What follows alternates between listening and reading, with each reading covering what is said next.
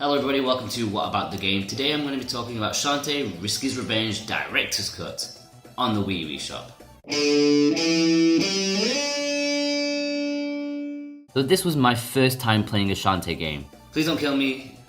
Risky's Revenge was the second game in the Shantae series and was released as a DSiWare game of all things. It was recently updated and released for the PC, then the PS4, and now finally it's made its way back to a Nintendo system on the Wii U. If you've not played a Shantae game before, they're a series of action platformers that have an essence of Metroid about them. Shantae herself is a half genie and possesses certain powers. Her main attack is with her hair whip, and she uses it to lash enemies. It's a bit slow at first, but it can be upgraded to make it faster. Her other options are to use magic attacks, which can be purchased at the shop. There's a few of them to use, like a thunderstorm, fireballs, but my favourite are the orbs that can rotate around you to give you another form of protection if an enemy gets a little too close for comfort. Now, although not entirely attack-based, Shantae gradually gains the abilities to transform into various creatures, each of which have a unique ability. The first transformation you get is the monkey, which can cling to walls. The second is an elephant, which can destroy boulders and such. The last one is a mermaid, which, as you'd expect, can swim pretty well. Each of these can also get one more upgrade to give them an extra ability. It's safe to say that Way Forward have crammed a lot of options and mechanics into Risky's Revenge, and it's really nice having all these options, to be honest. So what's the purpose of these attacks and magic? Well, Shantae's arch nemesis Risky Boots has stolen a genie lamp that's thought to hold terrible power.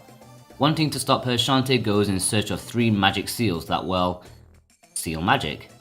There's a colourful cast of adorable characters in the game, especially Shantae herself. Even the bad guys are likeable and wacky. The story is probably not the main reason you'd want to play a Shantae game, but although it's not deep or anything like that, it's actually really fun and enjoyable. Even though the gameplay itself was enough to keep me playing, the characters just gave some extra motivation to keep going. So Risky's Revenge is set in an overworld, the centre of which is your hometown. This hub area is surrounded by 4 other areas that you can venture into. It gradually opens up as you acquire more abilities. That's where the Metroid similarity really comes in. This is where the main issue with the game comes in. Navigating the overworld just comes across like a chore. In the director's cut version, apparently they've included an improved warp system, but to be honest, it still leaves something to be desired.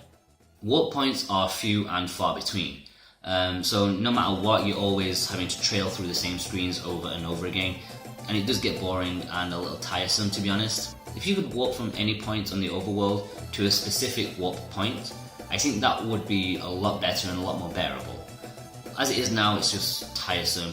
It's not a huge deal, to be honest, but in an otherwise excellently made game, it really stands out as a flaw.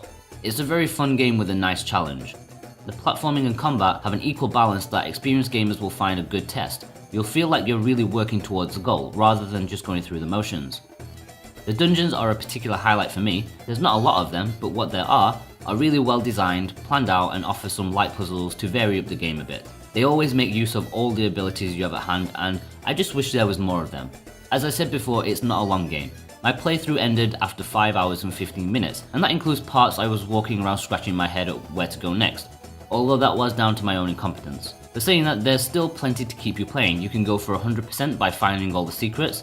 There's an extra mode called Magic Mode once you finish the game, and this increases your magic power but lowers your defense for a different challenge. It's also a great game if you fancy a speedrun challenge.